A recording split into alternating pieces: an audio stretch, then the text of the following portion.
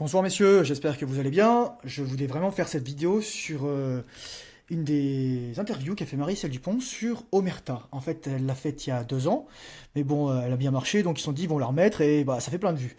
Donc, bah tant mieux. Et j'ai pris quelques petites notes, ok? Parce que je pense qu'il y a des passages qu'il faut que je commente et que je vais lire avec vous. C'est surtout la fin de l'interview qui est intéressante. Le début, bah, ça prend du temps à démarrer, il y a beaucoup de l'Ukraine, etc. Mais voilà. Donc je vais déjà vous mettre ça en vitesse normale, parce que sinon vous allez... Plein de sujets sur lesquels ma pensée, elle évolue. Pourtant, je garde la même identité. Et ça, c'est quelque chose qui est en train de glisser. Et la pauvreté d'arguments fait évidemment que l'insulte, le lynchage, c'est quand même un aveu de faiblesse. C'est ce que j'ai envie de dire aux jeunes aujourd'hui. Ne vous laissez pas décompenser. Si on vous insulte, c'est que quand même, il n'y a pas beaucoup d'arguments. Ok, ça c'est super important parce qu'elle parle beaucoup de la violence, à la fois de la violence verbale, mais aussi, plus généralement, comment ça mène à la violence physique. Et qui savent pas pourquoi ils pensent ce qu'ils pensent. Mais c'est Super important. Vous savez, moi, mon dada, mon sujet, c'est la rétention séminale. Et il y a des gens qui disent, oui, la rétention séminale, c'est mal, tes couilles, elles vont tomber, ta bite, elle va rétrécir, etc. Je peux vous assurer, les gars, que ma bite, elle a jamais été aussi grosse que depuis que je suis en rétention séminale. Pourquoi? Parce que je suis pas toujours en train de fourrer des nanas ou de me branler. Je fais mes exercices, etc. Et elle marche bien. Je vous le garantis, les gars, elle marche très bien. Elle est de bonne taille. Et en fait, je trouve même que mes couilles ont grossi. Ce qui serait normal parce que bah, ça continue de produire et il y a de la testostérone. Bref, on continue. c'est normal qu'ils sachent pas pourquoi ils pensent ce qu'ils pensent. Parce qu'en fait, on a supprimé la dissertation, thèse, antithèse, synthèse. On a appauvri le niveau de langage et l'être humain ne pense qu'avec des mots. Donc, Alors ça c'est super intéressant parce que moi, jusqu'en prépa en fait, j'écrivais à la main. C'est-à-dire il y a pas si longtemps que ça, les gars, j'ai fini ma prépa, j'ai fait 2008, 2009, 2009, 2010, donc Hippocane, Cagne, au lycée militaire Saint-Cyr-l'École. J'étais major de promotion, les gars, j'étais le meilleur. Je mettais 2 à 3 points minimum à chaque dissertation et de moyenne en général. J'ai intégré avec 12,56 aux écrits et 13,4 aux oraux. Et donc ça m'a fait 13 de moyenne pile poil, parce que bon, les coefs, ils ont ajusté ça. Et je vous parle de ça parce que la capacité à articuler sa pensée, c'est un truc super important. Ensuite, quand je suis arrivé à, à HEC Montréal, on écrit tout sur ordinateur. Déjà, en plus, tu as un correcteur d'orthographe. Et lorsque tu écris, il se passe quelque chose. C'est que quand tu écris, en fait, tu dois penser aux mots. Tu dois penser aux mots que tu vas écrire après. Tu dois penser à ta phrase. Tu dois penser à la place de la phrase dans le paragraphe. À la place du paragraphe dans l'argumentaire. À la place de l'argumentaire dans ta dissertation. Introduction, première partie, deuxième partie, troisième partie, éventuellement, ou première partie, deuxième partie, et conclusion. Et surtout, donc tu penses au mot, tu l'écris, tu le vois, tu réfléchis, donc tu as un feedback. C'est pour ça que moi j'encourage les gars, j'ai mis mon journal, moi j'ai mon journal quelque part, mais moi j'écris tout les gars. Même quand je suis dans un entretien, je prends jamais des notes par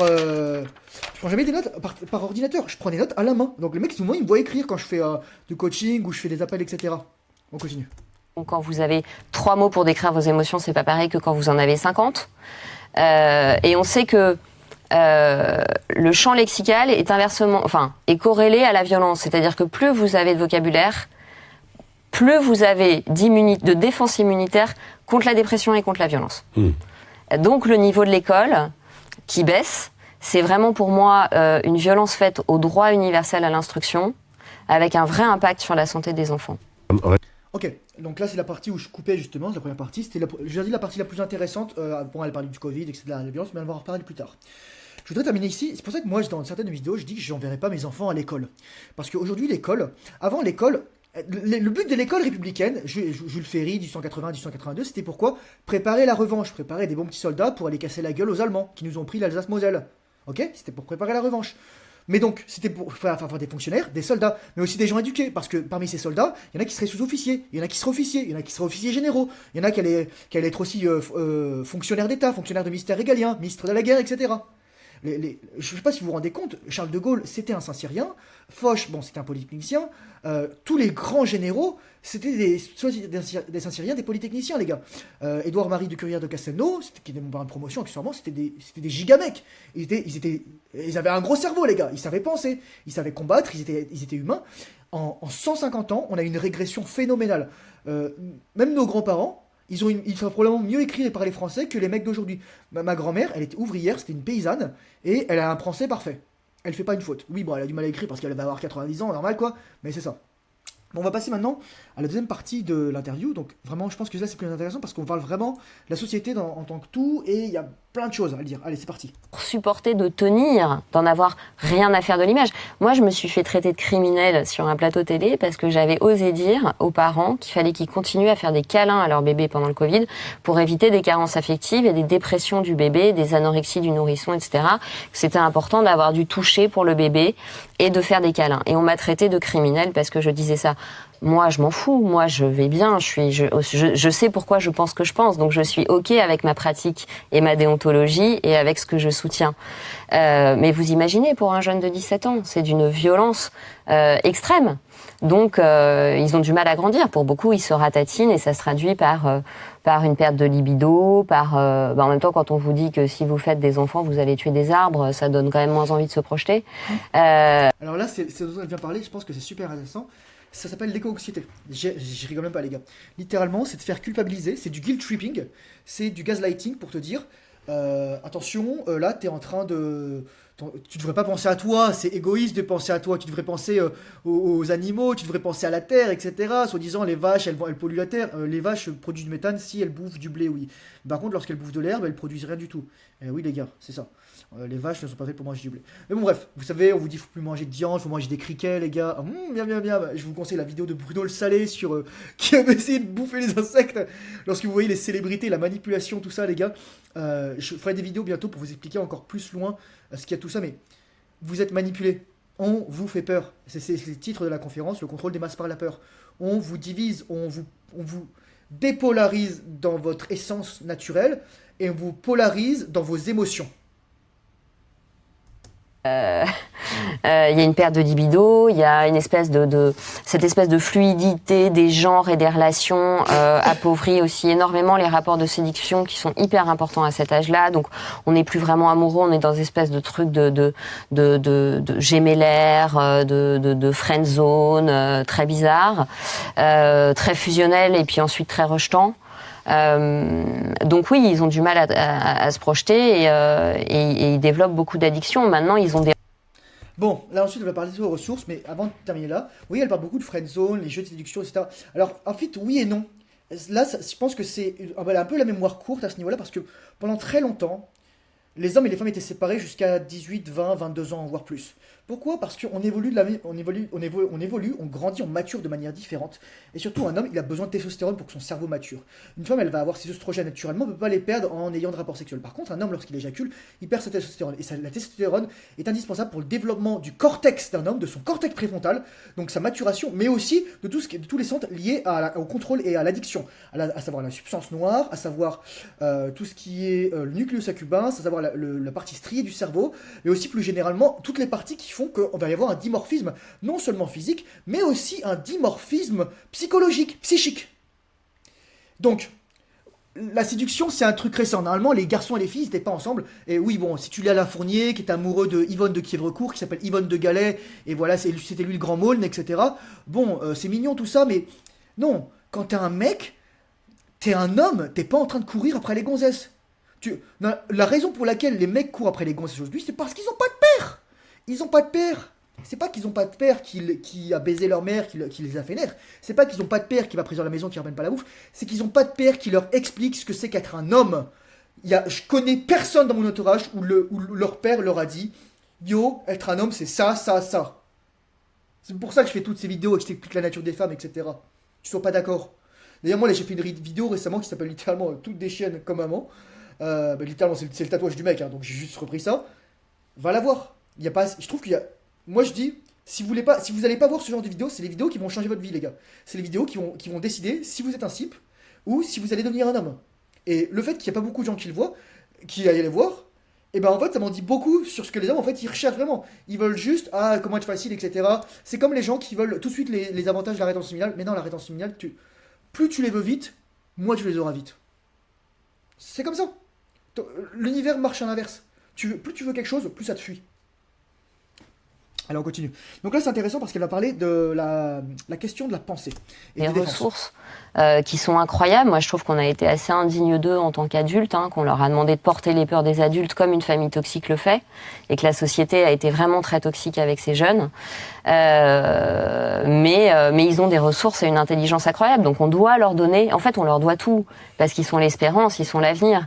Donc on doit leur permettre de penser, on doit leur donner du contenu auquel ils n'ont pas accès, et on doit surtout les challenger sur t'as le droit de penser tout ce que tu veux, mais tu dois savoir pourquoi tu penses ce que tu penses. Et vas-y, argumente. Et t'as le droit de pas être d'accord avec moi, mais je veux que tu m'expliques pourquoi t'es pas d'accord avec moi. Et là, je pense que le temps qu'on peut leur consacrer à les obliger à débattre, à se reconnecter à leur perception, c'est pas parce que le groupe pense que t'es obligé de penser pareil. Et pourquoi tu ressens ça et qu'est-ce que tu ressens là, on les reconnecte en fait à leurs ressources. Alors bon, là, en plus, il y a une coupure au montage, mais là, c'est intéressant. Alain, alias Émile Chartier, il disait, c'est un philosophe français, il disait « Penser ne se délègue point ». Je vous conseille ces bouquins, c'est pas accessible forcément tout de suite, mais c'est de la belle pensée. C'est beau, c'est des bons mots, c'est un mélange de Bergson et de Descartes. Ah non, il y en a qui ne sont pas d'accord, mais voilà. C'est comme le Charles de Gaulle. Vous avez déjà lu les livres de Charles de Gaulle? Vous avez déjà lu Le fil de l'épée, La France et son armée, son livre, j'ai oublié le troisième. Il y a Le fil de l'épée, La France et son armée, et un truc, je crois que c'est le nom, c'est un truc, l'officier. C'est pas le rôle seul de l'officier, de l'OTM, mais super important. C'est ce genre de livre. Regardez comment ces mecs écrivaient. Charles de Gaulle, avant, c'était un militaire, avant tout, c'était un militaire, c'est un officier, c'est un mec, voilà. Mais le style, même les mémoires de Charles de Gaulle, mais les gars, c'est des œuvres d'art, c'est des œuvres de la langue française. C'est de la littérature française au même titre que du Balzac, que du Zola, que la philosophie française, tout ça, que du Rousseau, que du Voltaire, etc. C'est magnifique. Vous devez lire ça. Et pourquoi je me coltine cette vidéo et avec vous, et je vous la fais? Parce que je vais être honnête avec vous, les gars. Vous voulez être fort, vous voulez être intelligent, vous voulez être riche, vous voulez être puissant, vous voulez avoir des femmes ou la femme de votre vie, parce qu'on va y arriver aussi. Faut que vous cultiviez. La culture, les gars, c'est une arme de guerre. C'est une arme de guerre. C'est l'arme la plus puissante que vous puissiez avoir. Le savoir, c'est le pouvoir, les gars. N'oubliez jamais ça. N'oubliez jamais ça. Et surtout quand on s'en sert. Savoir, conscience, intelligence, et surtout savoir-faire, savoir-être, savoir-vivre et connaissance. Et articuler tout ça. Progrès technologique, enfin la technologie, parce que je ne sais pas si on peut toujours appeler ça un progrès. Intéressant.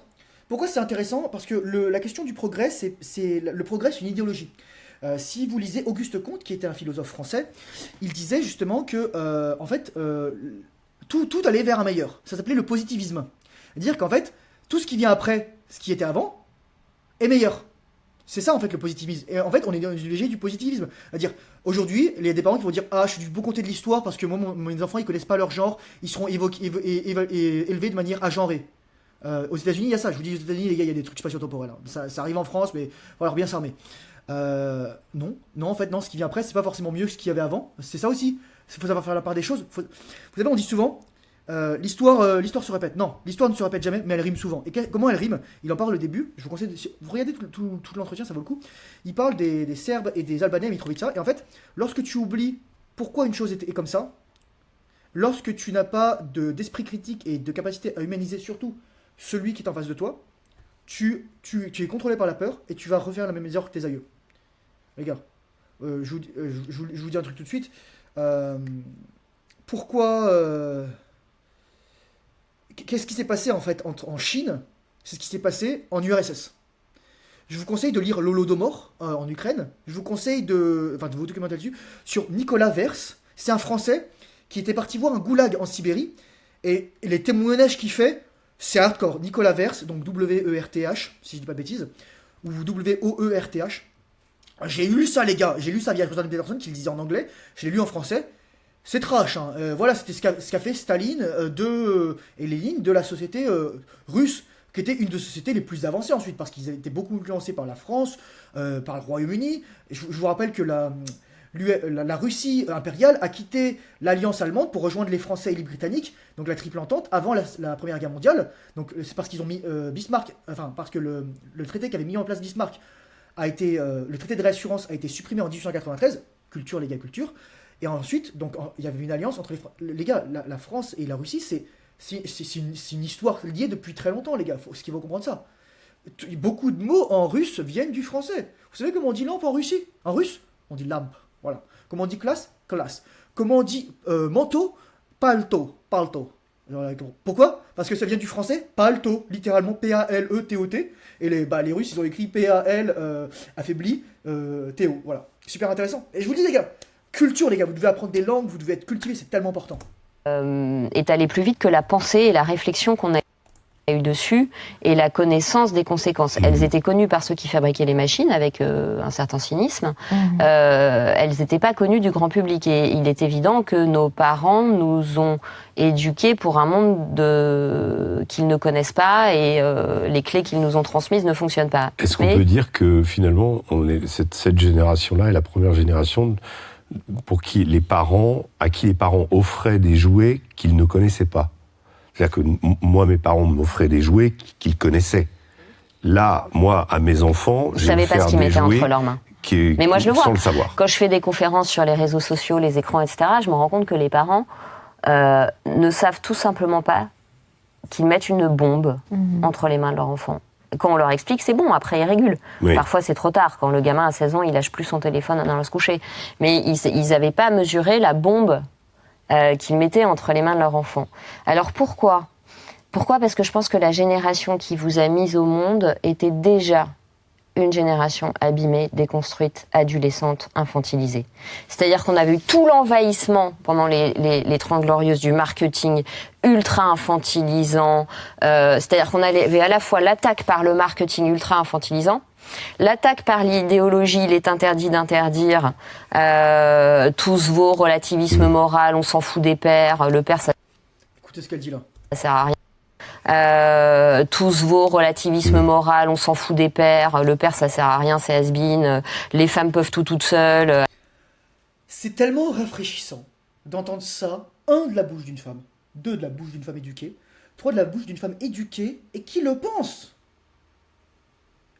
Regardez les gars, ça fait 70 ans qu'on a détruit les hommes, littéralement, on les a détruits, avec tout ce qui est les baby boomers, avec ce qui est la révolution sexuelle, Daniel Cohn-Bendit, ce que je veux dire, enfin voilà quoi. Il y a des gens, au début elle parle d'un terme qui commence par un P et qui finit par un fili, vous voyez ce que je veux dire. Voilà les gars, moi je choisis de pas en parler parce que faut savoir bouger ses pions de manière intelligente. Ok. Mais grosso modo, elle vous dit que vos parents, c'est des gamins, ils ont jamais maturé. Moi, ma mère, et c'est la vérité, ma mère, elle a dû se forger dans l'épreuve, mais il y a des facettes de sa psyché qui sont encore infantilisées, qui sont encore infantiles. Parce que même ses parents, elle, qui sont nés dans les années 1920-1930, ils sont encore des enfants. Parce qu'ils ont vécu la Seconde Guerre mondiale, parce qu'ils n'ont pas une éducation correcte. Moi, je vous rappelle que mon grand-père, ils étaient 11 enfants. Mon arrière-grand-père s'est suicidé en 1935, donc lorsque mon grand-père avait 10 ans.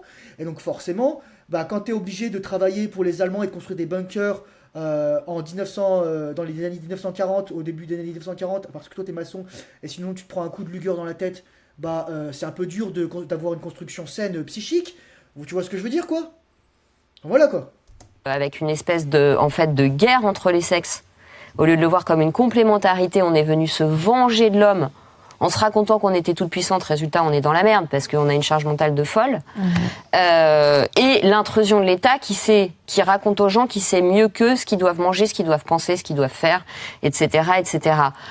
Donc, comme pour beaucoup d'êtres humains, la liberté est une chose extrêmement fatigante. L'être humain se repose de lui-même en se délestant de ses responsabilités sur l'éducation nationale qui ne devrait pas s'appeler éducation nationale mais instruction nationale, sur le marketing qui lui dit que ça c'est bon pour lui et qui crée du désir mimétique, etc., etc. Et donc en fait on a déjà, enfin pour moi, mais la génération de mes parents ce sont des ados en fait. Eux-mêmes ce sont des ados. Donc des ados peuvent pas être des adultes verticaux en fait. Sachant qu'elle doit avoir une quarantaine d'années, 45 ans. Si ses parents sont des ados, c'est-à-dire qu'ils ont 70 ans, 65 ans, un truc comme ça. Donc en fait, bon, c'est à peu près le même âge que moi en fait. C'est-à-dire que c'est des gens qui sont nés en 60 et 55. En fait, ils sont eux-mêmes pas finis de construire dans leur réflexion. Donc forcément, ils sont très très très mal outillés pour avoir un projet éducatif. Ok, je pense que je vais arrêter la vidéo là parce que je vais vous laisser aller la voir. J'avais pris d'autres notes comme vous pouvez le voir. J'étais vraiment allé jusqu'au bout de la vidéo. Mais je voudrais vraiment terminer parce que c'est ça le truc le plus important, c'est... Pourquoi c'est comme ça les gars? Parce que on a oublié. on a oublié ce qui faisait de nous des hommes. On a oublié ce qui faisait qu'on était différent des femmes. On a oublié ce qui faisait notre valeur en tant qu'homme. C'est pas courir après les femmes, c'est pas penser aux femmes, c'est être un homme, c'est avoir un but, c'est avoir une mission, c'est avoir une capacité à élaborer sa vie, élaborer sa santé, élaborer un plan, etc. C'est voir à long terme. Un homme, il prévoit. Surtout, tellement important, on oublie toujours cette chose-là, un homme doit être capable de prévoir. Donc, je renle mon casque parce que là, j'entends plus rien. Donc, je sais pas quoi vous dire d'autre, quoi. Elle a tout dit, en fait. Elle a tout dit. Moi, j'ai beaucoup de personnes qui sont un peu plus jeunes, parfois, qui me viennent, qui ont 15, 20, 25 ans, qui me parlent de leurs parents. Mais je leur dis, et leurs parents, ils ont entre 15 et 10 à 15, 20 ans de plus que moi. Donc, on est une demi-génération, voire on est de la même génération. Et lorsque je vois, en fait, comment leurs parents pensent, je me dis, en fait, tes parents, c'est juste des gamins. Et c'est ça la plus grande red pill que tu dois avaler. C'est que tes parents, en fait, ils sont clueless dans la vie. Clueless, ça veut dire qu'ils ont aucune idée de ce qu'ils font. Et donc surtout, ils ont aucune idée pour... Imagine, ils ont aucune idée pour leur vie, alors que moi, ils doivent avoir une seule idée pour toi, ta vie. Je voudrais juste vous montrer un dernier truc, ce qui est assez drôle. J'ai enlevé mon face. Attendez, hop là. Bon, je sais plus comment... Putain, qu'est-ce que j'ai fait? Ok, à un moment, c'est drôle parce qu'au début... ils disent qu'elle fait... Regardez la moue de Marie-Estelle Dupont. C'est intéressant. Marie-Estelle Dupont, vous êtes psychologue, clinicienne et auteure. C'est trop drôle. Vous savez, elle esquisse le sourire. Vous savez, ça c'est... Il y a de l'ego, de la fierté, de l'orgueil. Et c'est normal. Bon, voilà. Bref, pourquoi je vous montrer ça? Hop là, on s'en fout. Parce que tout simplement, on est humain aussi. N'oubliez jamais qu'on est humain. Putain, il y a plein de bordel sur mon écran.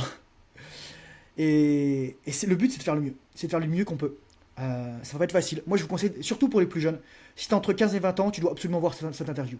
Pas forcément le début, mais à partir de là où j'ai terminé, on va la voir. Et cette interview, en fait, c'est juste pour te dire qu'il y a encore des gens intelligents. Mais c'est à toi de créer, en fait, ta connaissance. Pourquoi je dis aux mecs, écrivez? Pourquoi je dis aux mecs, essayez? Quand je crée des vidéos, les gars, je fais des essais-erreurs. Je crée, et je consomme plus, je crée. Et finalement, bah, j'apporte ma pierre à l'édifice, à la discussion, à la conversation. Et c'est pour ça que j'encourage les gens à lancer une chaîne YouTube. Pas pour faire du YouTube, parce qu'ils ont un message à transmettre. Et ensuite, ils vont trouver leur truc. Par exemple, il y a des mecs, ils me suivent, ils font de la pêche. Il y a des mecs qui me suivent, ils font de l'ébénisterie. Il y a des mecs qui me suivent, ils sont charpentiers. Il y a des mecs qui me suivent, bah, ils sont agriculteurs, ils sont paysans. Il y a des mecs qui me suivent, ils sont profs d'autre chose. Il y a des mecs qui me suivent, ils sont militaires. Ton but, c'est de trouver ta voie. C'est le plus dur pour la vie d'un homme, c'est putain, à quoi je sers sur Terre. Donc voilà, bon courage, mec. Va voir cette truc. Et c'est ça. Et sinon, dans les descriptions, bah, je mettrai tous les liens. Va faire un petit tour. Allez, ciao, bye bye.